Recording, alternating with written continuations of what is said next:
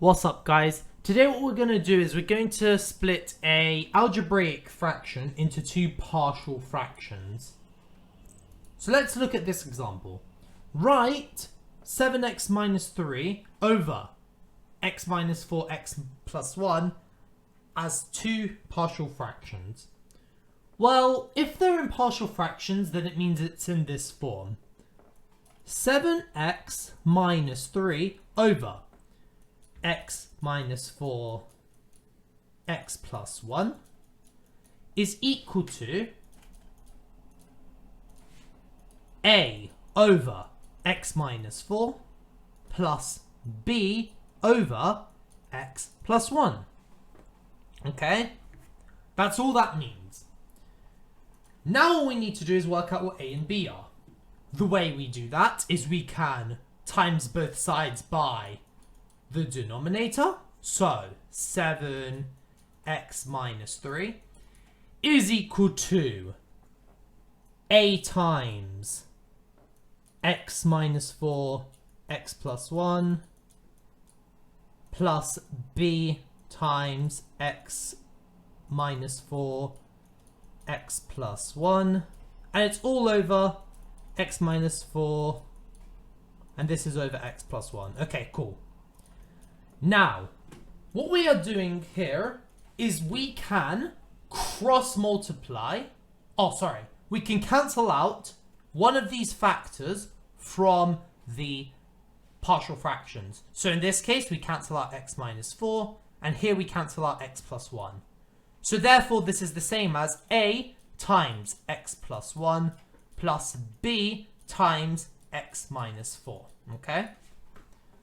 Now what we do is we can substitute something for x so that we can eliminate either a or b.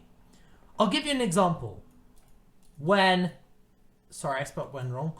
x is equal to minus 1, then 7 times minus 1 minus 3 is equal to a times minus 1 plus 1 plus b times minus 1 minus 4. Okay? And that turns into minus 10 is equal to b times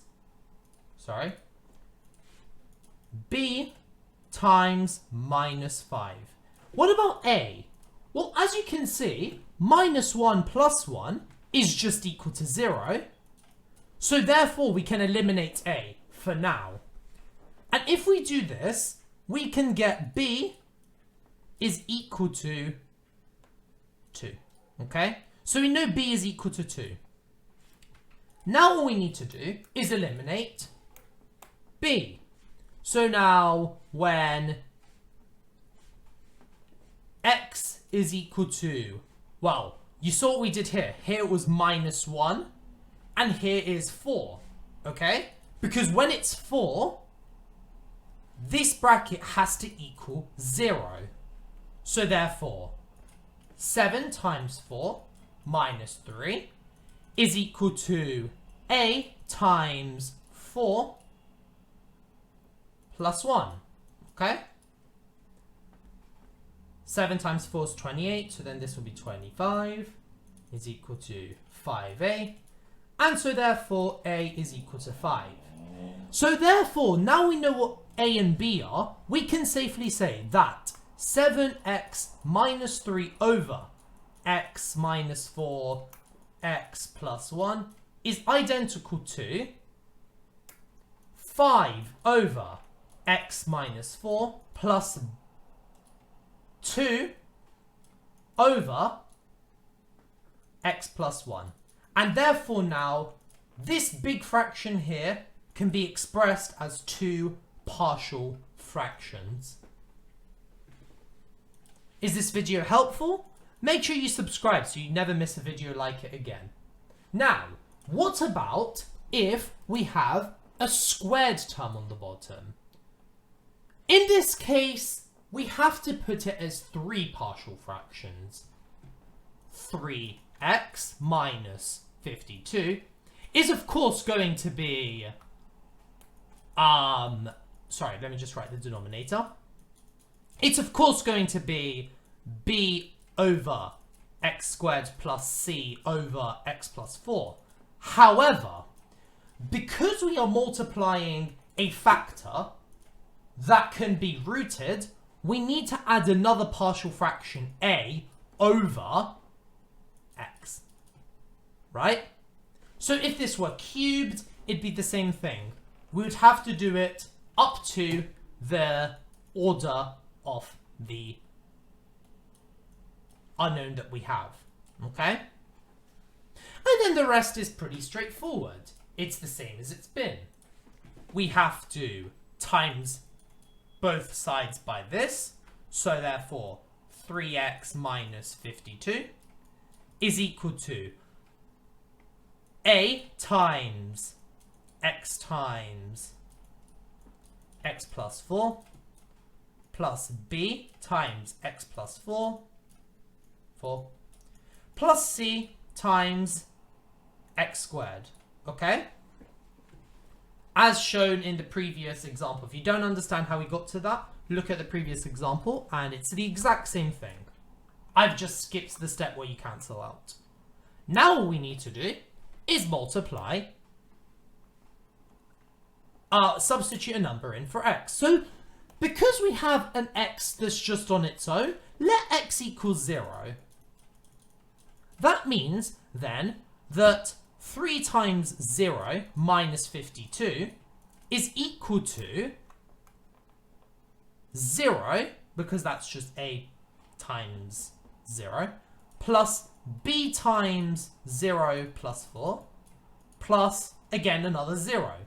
So then what we're left with is minus 52 is equal to 4b, and so b is equal to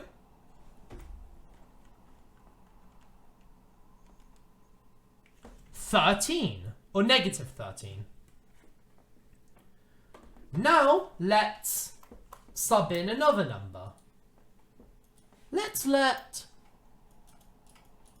x equal... Let's let x equal minus 4. The same as if this were equal to 0, okay? So therefore, we have 3 times minus 4 minus 52 is equal to 0, because it's got an x plus 4 term, plus another 0, okay, plus, and this is the interesting part, c times minus 4 squared. So now we know what c is. In this case, what we can do is we can say that, I'm going to write this up here, just because of lack of space. You got a minus 12. Minus 12 minus 52 is minus 64, is equal to 16c squared. And so c, sorry, just 16c.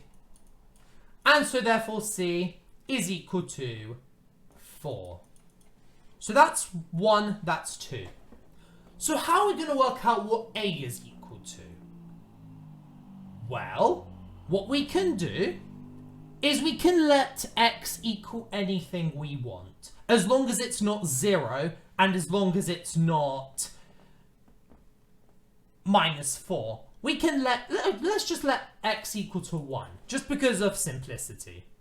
We get 3 times 1 minus 52, and that's equal to a times 1 times 1 plus 4 plus b times 1 plus 4 plus c times 1 squared. And so what we left with is minus 49 is equal to 5a plus 5b plus c. What are we looking for? We're looking for a, because we know what b is, right? B is equal to minus 13. So this is just 5 times minus 13, which is equal to minus 65. and c is equal to 4, okay? So minus 49 is equal to 5a plus minus 65 plus 4. And so all we need to do is just put this on the other side. And so 5a is equal to 12. And so a is equal to 5 over 12. And so now we can put this in partial fractions. We can say that, only using these values because I've got no space left, apologies, that this is the same as 5 over 12 over x plus minus 13. If you want to, you can change this to a plus and this to a minus, up to you. I'm just going to leave it as this for now. And then plus 4 over x plus 4. And that is your final answer because it's put into 3 partial fractions. Does that video make sense? If it doesn't, that's okay. You can join my Discord server and send me any questions you have on this topic. Now let's go over this one. It's the exact same as before. We have a factor that's squared, okay? So therefore, this is going to have 3 parts of the partial fraction. It's going to be 52x plus 132 over x plus 3 squared times x minus 3 is going to equal a over x plus 3 plus b over x plus 3 all squared plus c over x minus 3, okay? So now let's work out what a, b, and c are. We can say that 52x plus 132 is equal to a times x plus 3 x minus 3 plus b times x minus 3 and of course c times x plus 3 all squared. Now let's sub in some numbers. If x is equal to 3, then 52 times 3 plus 132 is equal to 0 when we sub in for a, plus another 0 if we sub in for b, plus c times 3 plus 3 squared. Okay? So, 52 times 3 plus 132 is equal to 288. And 3 plus 3 squared is equal to 36c. So therefore, we are left with an answer of c is equal to 8. So we know c is equal to 8. Now, I'll underline that for you. Now let's do if x is minus 3. If x is minus 3, then 52 times minus 3 plus 132 is equal to 0 plus, what have we got? We've got a b times minus 3 plus 0, another 0. And so therefore what we're left with is 52 times minus 3 minus 132, 3 times 52 is 156. 156 minus 132 is equal to minus 24. And that's equal to minus 6b. So therefore b is equal to 4. And that's our second answer. For our third answer, however, it's going to be a bit tricky to find out. However, we can just sub in 1. for x. So if x is equal to 1, then 52 plus 132 is equal to a times 1 plus 3, 1 minus 3, plus 4 times 1 minus 3, plus 8 times 1 plus 3, all squared, okay? And so what we're left with is 132 plus 52 is equal to 184.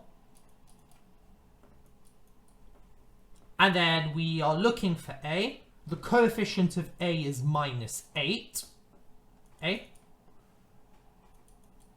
4 times minus 2 is minus 8. So let's put minus 8. And then 8 times 1 plus 3 all squared.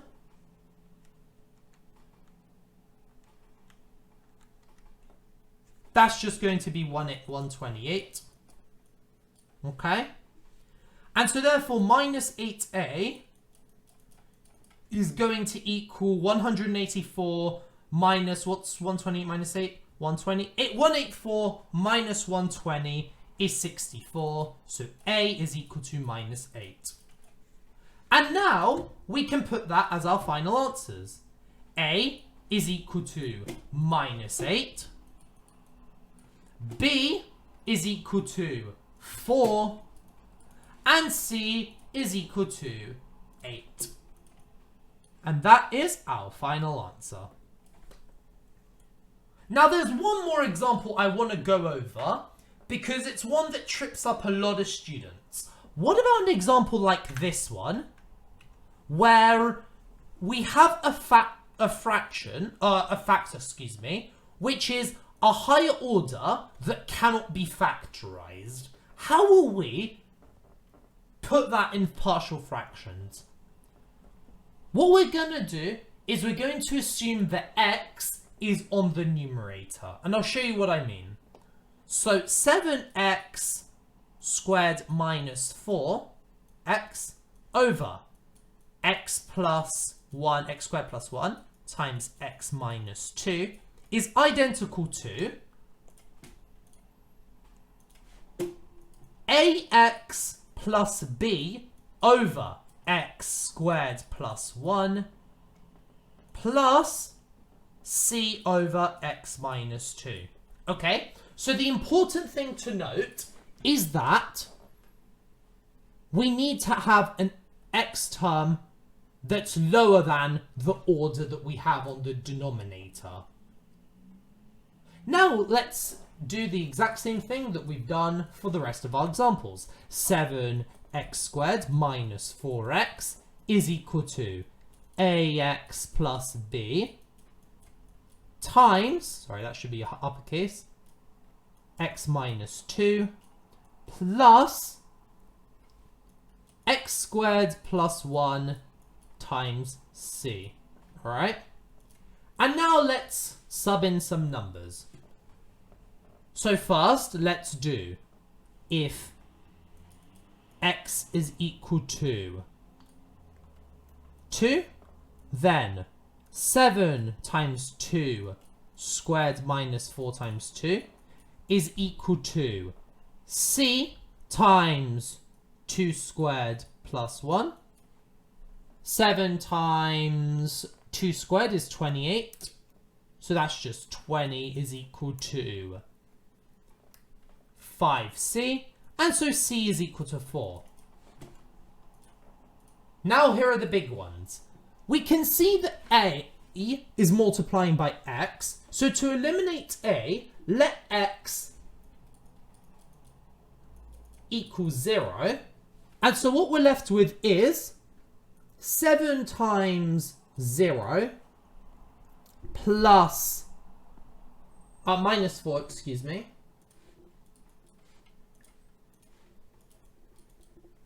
times 0 is going to equal a times 0 plus b times 0 minus 2 plus 1 times 0. 1 times c, excuse me. Yep. And so what we're left with is 0 is equal to minus 2b plus 4. And so therefore minus 2b is equal to minus 2. And so is equal to minus 4. And so b is equal to minus... No, it's just going to be 2, okay? So now we have everything that we could possibly want. Now let's eliminate c. To eliminate c, what are we multiplying by c? We are multiplying... Okay, it's going to be hard to eliminate c. So we can sub in any number we want, okay? So let x equal 1, okay? 7 minus 4 is going to equal a plus b times minus 2 plus 2c. And so 3 is equal to minus 2a minus 4 plus 8. And so if we put everything on the other side, we get minus 1 is equal to minus 2a. And so a is equal to a half. Okay? And there we have our 3 solutions. We know that this partial fraction can be written as a half x plus 4, a half x plus 2 plus 4 over x minus 2. And that is our final answer. And those are the types of partial fractions that you would be expected to put into partial fractions. Either with a x squared which you can't factorize on the bottom, or a bracket which is got an order on it.